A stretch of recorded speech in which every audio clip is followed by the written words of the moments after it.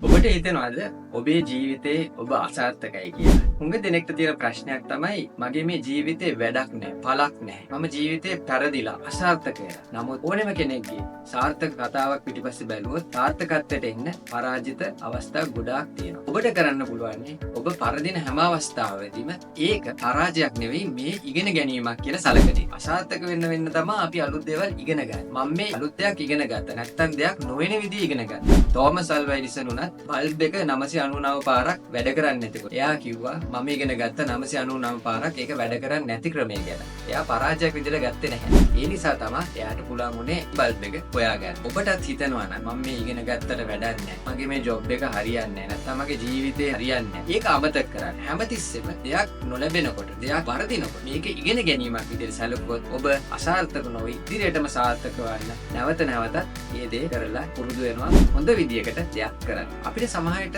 අසාර්ථක අවස්ථා ලැබෙනවා. නමුත් ඒකෙදී අපි පොඩ්ඩක් නැවතිලා ඇයි මේක වැඩ කරන්නේ? මොකද්ද මම වෙනස්වට කරන්න පුළුවන්? ඇයි මට වැරදුනේ? මේ පිළිබඳ නිපුණත්වයේ තියෙන දක්ෂකම තියෙන කෙනෙක්ට පොඩ්ඩක් කතා කරලා බලන්න. ඔබට හැමතිස්සෙම කවුරු හරි කිව්වොත් ඔබ මේකේ අසාර්ථකයි, ඔබ මේ පරාජයක් ලබලා තියෙන්නේ කියලා ඒකට අහුම්කම් දෙන්න එපා. ඔබට පුළුවන් වැරදිච්ච තැන බලලා ඔබේ ජීවිතේ වෙනස් කරගන්න. ඒක ඔබේ අතේ. වෙන කෙනෙකුට බෑ ඔබව අසාර්ථක කරන්න. ඔබට පුළුවන් ඔබේ සාර්ථකත්වය කරා යන්න.